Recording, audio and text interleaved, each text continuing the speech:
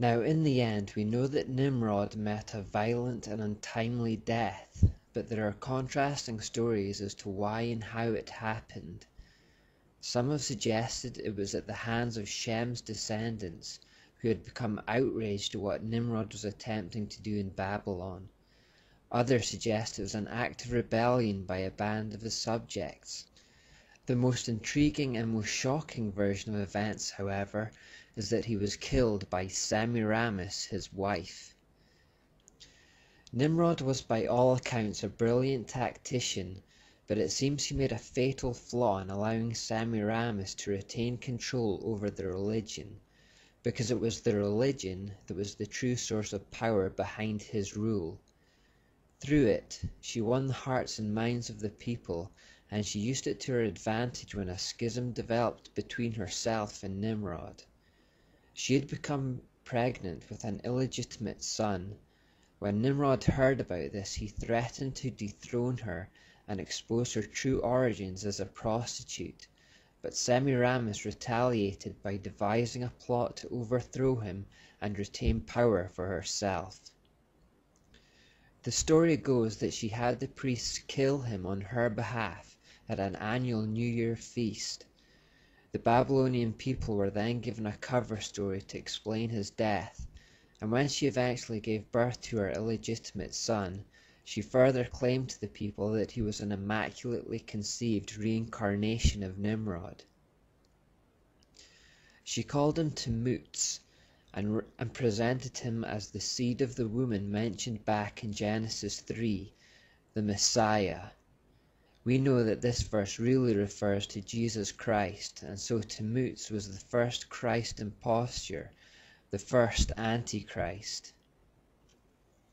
Semiramis's rule in the aftermath of this event appeared to be rather shaky, and because of the increased threat to her safety, she took to building walls, towers, and gates around the city of Babylon to defend herself. She was actually the first to build fortifications of this type, and therefore became so associated with this concept that in later times she was often depicted with a crown of turrets. To secure her position, she increasingly emphasized her position as the Mother of God and the Queen of Heaven. In other words, she continued to use religious motivation to keep power. As Tamuz grew up and reached maturity, he began demanding to be installed as the new king.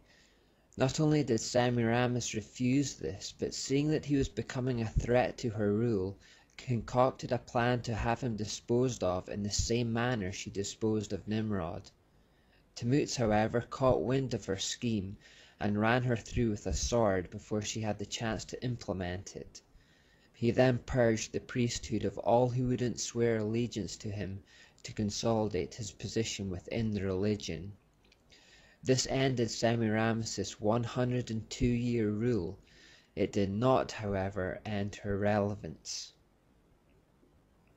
After death, Nimrod continued to be worshipped as the sun god. After Semiramis's death, she continued to be worshipped as the moon goddess, and they continued to be represented by the leading lights of the sky. Semiramis, also known as the Great Mother, Divine Mother, Virgin Mother, etc., would often be depicted standing on a crescent moon with stars encircling her head. Both Nimrod and Semiramis were also given new names in their post-life godly form. Nimrod was confirmed by the priests of the religion as a god called Marduk, and Semiramis was confirmed as a goddess called Astarte. These names, however, were never revealed to the masses, but instead their attributes were set forth under pseudonyms of various gods constructed for the public interest. For example, in Christian terms, we can call God Jehovah Jireh, meaning the Lord who provides, or Jehovah Nissi, which means the Lord is my banner, but we know these different names refer to the same God. In Babylon, however, these different names, which represented different parts of Nimrod's and Semiramis's character, morphed into separate entities altogether, and polytheism, multiple god worship, was truly born. Some of Marduk's alter egos, for example, included Enki or Apsu, who was the god of wisdom, incantations, and deep water oceans. Another was Astaluhi, the god of healing and exorcism. Another was Nebo or Nabul, who was believed to have come out of a cave or hole in the ground, and so worship ceremonies were held for Nebo underground. This cave theme became significant in Babylonian beliefs and is a recurring theme. It also curiously echoes Revelation 13, which talks of a beast coming out of the ground. The names Nabul and Bel became the official names of Marduk in later periods, and were popular in these same periods among the ruling classes of Babylon as name elements. In the same way that Muslims are often named Muhammad after their prophet, Babylonians often had names like Nebuchadnezzar and Belshazzar. Finally, and perhaps most importantly, Marduk was known as Baal. This was the primary name by which the other nations, including Israel, were introduced to the worship of Marduk. Baal means Lord or Master, and was from very early times known as the sun god. Under this name, with many prefixes and suffixes, he was worshipped by the Canaanites, Phoenicians, Syrians, and to some extent by the Egyptians.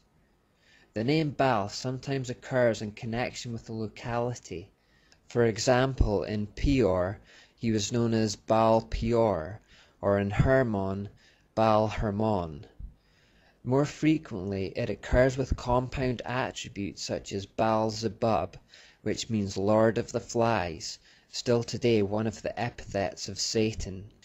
Zebub, meaning fly, comes from the root word that signifies restless motion, and so Beelzebub has a double meaning as Lord of restless and unsettled motion.